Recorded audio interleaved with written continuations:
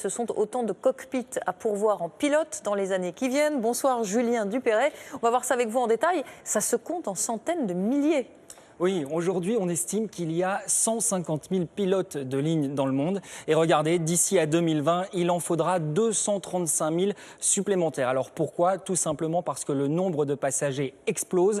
3 milliards de passagers en 2013, prévision pour 2030. 12 milliards. Quelles sont les compagnies qui recrutent ?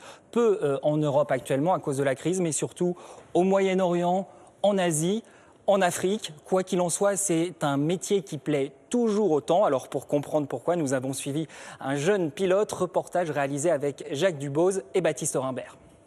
Sur les trottoirs gelés de Berlin en Allemagne, Anthony Champeau presse le pas. 5 h du matin, moins 12 degrés. Dans quelques minutes, pour ce pilote, un avion à faire décoller. À 25 ans, il vient de valider son diplôme. Il effectue ses premiers vols officiels. Donc là, par exemple, c'est Berlin-Bruxelles. Le départ, il est à 7 heures locales. Donc on va aller à l'avion dans à peu près une demi-heure, une petite demi-heure. C'est avec ce collègue néerlandais qu'il va voler vers Bruxelles. Plus expérimenté, c'est lui qui sera le commandant de bord. Entre eux, ils parlent anglais. Pas de souci pour Anthony, qui a fait son école en Angleterre. C'est bon, il n'y aura pas trop de turbulences.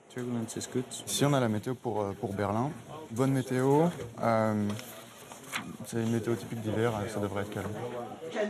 Les hôtesses et stewards viennent d'arriver.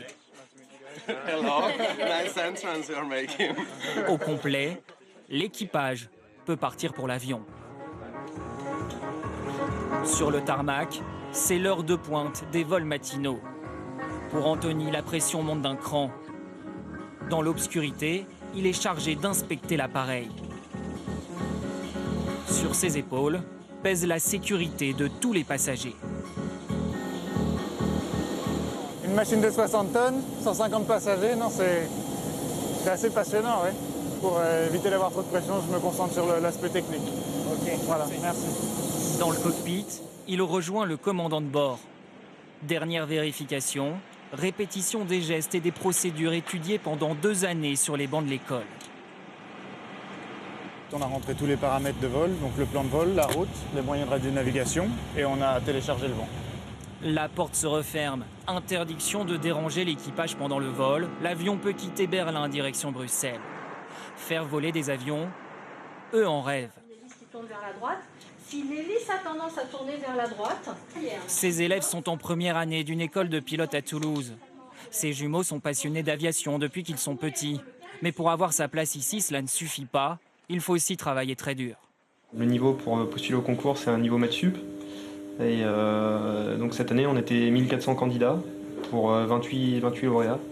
On s'est acharné, on a essayé 5 fois de le passer, donc finalement à force de persévérance, ça a fini par payer. Bruxelles, l'avion d'Anthony Champeau vient d'arriver. C'est lui qui a effectué l'atterrissage. Il peut souffler. Il a fait du bon travail, un très bel atterrissage, bon vol.